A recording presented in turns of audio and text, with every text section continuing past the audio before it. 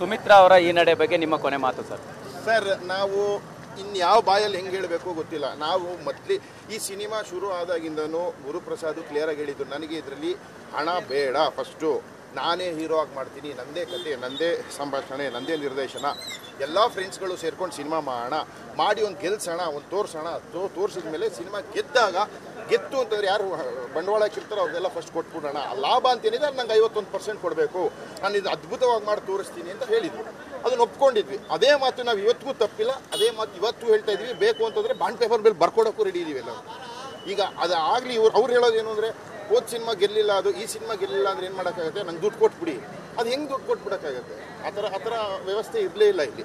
ಆಮೇಲೆ ಇನ್ನೊಂದೇನಪ್ಪ ಅಂದರೆ, ಅವ್ರು ಹೇಳಿದ್ದಿದ್ದೇ ಒಂದು ಬಡ್ಜೆಟು, ಅದು 1, 2, 3 ದುಪ್ಪಟ್ಟಲ್ಲ, ಮೂರರಷ್ಟು ಜಾಸ್ತಿ ಆಗಲೇ ಕಲೆಕ್ಟ್ ಮಾಡಿದ್ದಾರೆ ಅವ್ರ ಜನಗಳ ಹತ್ರ ಎಲ್ಲ.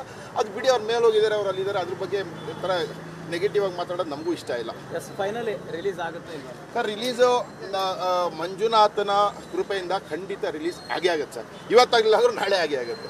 ಅಷ್ಟೂ ಇಲ್ವಾ, ಈ ಸಿನಿಮಾ ಆಚೆ ಒಂದು ಜನಗಳಿಗಂತೂ ತಲುಪಿಸೋ ಜವಾಬ್ದಾರಿ ನಮಗಿದೆ. ನಾವು ತಲುಪಿಸ್ತೀವಿ ಸರ್. ಒಂದು ಜಟಾಪಟಿ ಬಗೆಹರಿದೆ ಇದ್ರೆ ಯೂಟ್ಯೂಬಲ್ಲಿ ಬಿಡ್ತೀವಿ ಅಂತ ಹೇಳಿದ್ರಿ ಅಂತ. ಅಲ್ಲ, ಏನೂ ಆಗಲಿಲ್ಲ ಅಂತಂದ್ರೆ ಅಷ್ಟೇ ಮಾಡೋದು, ಯೂಟ್ಯೂಬಲ್ಲಿ ಬಿಟ್ಬಿಡ್ತೀವಿ, ಜನ ಎಲ್ಲರೂ ನೋಡ್ಕೊಳ್ಳಿ, ಯಾರಿಗೂ ಏನೂ ಇಲ್ಲ ಸರ್. ಇದರಿಂದ ನಾವೇನು ಮುಳುವಾಗಲ್ಲ. ಹೋಗ್ತೀವಿ ಇರೋದು ಹಿಂಗೆ ಸರ್. ಎಲ್ಲ ಒಳ್ಳೇದಾಗಲಿ ಅಂತ ನೀವು ದಯವಿಟ್ಟು ಕೇಳ್ಕೊಳ್ಳಿ. ಆಮೇಲೆ ನಾವು ಯಾವ ಪಬ್ಲಿಸಿಟಿಗಾಗಲಿ ಇನ್ನೊಂದಕ್ಕಾಗಲಿ ಖಂಡಿತ ನಾವು ಆ ಥರದವರೆಲ್ಲ ನಮ್ಗೆ ಬೇಕಾಗೋದು ಸರ್. ಅದೇ ಆ ಒಂದು ವಿಚಾರ ಇದ್ದೇ ಇರುತ್ತೆ, ರಿಲೀಸ್ ಟೈಮು ಪಬ್ಲಿಸಿಟಿ ಗಿಮಿಕ್ ಅನ್ನುವಂಥದ್ದು ಸಾಕಷ್ಟು ಸಂದರ್ಭದಲ್ಲಿ ಮಾತಾಡೋದು. ಆಣೆಗೂ ಇಲ್ಲ, ದೇವರ ಆಣೆಗೂ ಮಂಜುನಾಥನ ಆಣೆ ಮೇಲೂ ನಾವು ಯಾವ ಥರದ್ದು ಪಬ್ಲಿಸಿಟಿ ಸ್ಟಾರ್ಟ್ ಮಾಡ್ತಾ ಇದ್ದೀವಿ.